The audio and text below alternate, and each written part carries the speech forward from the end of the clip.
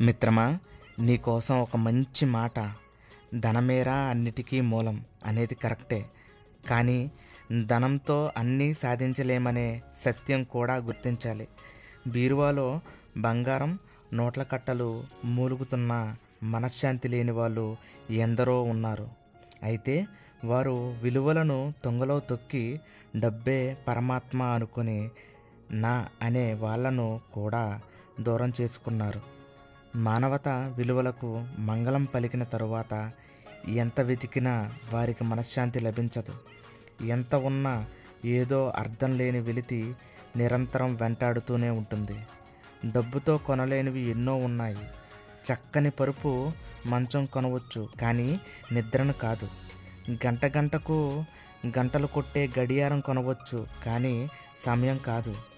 పంచపక్ష పరమాన్నాలు కొనవచ్చు, కానీ జీర్ణశక్తిని కాదు. భవంతులు కొనవచ్చు, కానీ ప్రేమను పంచే ఆత్మీయులను కాదు. అన్ని రకాల మందులు కొనవచ్చు, కానీ ఆరోగ్యం కాదు. ఆహా ఓహో అని పొగిడే మిత్రులు ఉండవచ్చు, కానీ అభిమానించేవారు కాదు. 1,00,000 పుస్తకాలు కొనవచ్చు, కానీ జ్ఞానాన్ని కాదు. కాబట్టి డబ్బున్నంత మాత్రాన సర్వజ్ఞానులం అనుకుంటే వారికి ఏదో ఒకప్పుడు ముప్పు తప్పదు.